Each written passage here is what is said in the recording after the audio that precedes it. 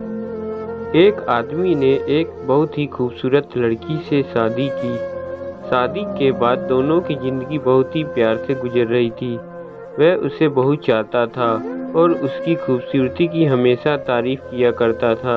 लेकिन कुछ ही महीनों के बाद लड़की चर्म रोग से ग्रसित हो गई और धीरे-धीरे उसकी खूबसूरती जाने लगी। खुद को इस तरह देख उसके मन में डर समाने लगा। यदि वह बदसूरत हो गई तो उसका पति उससे नफरत करने लगेगा और वह उसकी नफरत बर्दाश्त नहीं कर पाएगी। इसी बीच एक दिन पति को किसी काम से शहर बाहर जाना पड़ा। काम खत्म कर जब वह घर वापस लौट रहा था तो उसका एक्सीडेंट हो गया। एक्सीडेंट में उसने अपनी दोनों आंखें खो दी, लेकिन इसके बावजूद भी उन दोनों की ज़िंदगी सामान्य तरीके से आगे बढ़ रही थी। समय गुजर रहा था और अपने चर्म रोग के कारण लड़की ने अपनी खूबसूरती पूरी तरह गंवा दी।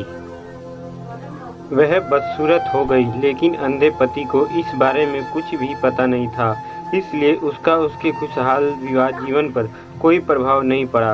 वह उसे उसी तरह प्यार करता रहा। एक दिन उस लड़की की मौत हो गई। पति अब अकेला हो गया था। वह बहुत दुखी था। वह उस शहर को छोड़कर जाना चाहता था। उसने अंतिम संस्कार की सारी प्रतिक्रिया विधि पूर्वक की और शहर छोड़कर जाने लगा। तभी एक आदमी ने पीछे से उसे पुकारा और पास आकर कहा, अब तुम बिना सहारे के अकेले कैसे चल पाओगे? इतने साल तो तुम्हारी पत्नी तुम्हारी मदद किया करती थी। पति ने जवाब दिया, दोस्त, मैं अंधा नहीं हूँ, मैं बस अंधा होने का नाटक कर रहा था, क्योंकि यदि मेरी पत्नी को पता चल जाता कि मैं उसकी खूबसूरती देख सकता हूँ तो यह उसे उसके रोग से ज़्यादा दर्द देता, इसलिए मैंने इतने साल तक अंधे होने का दिखावा किया।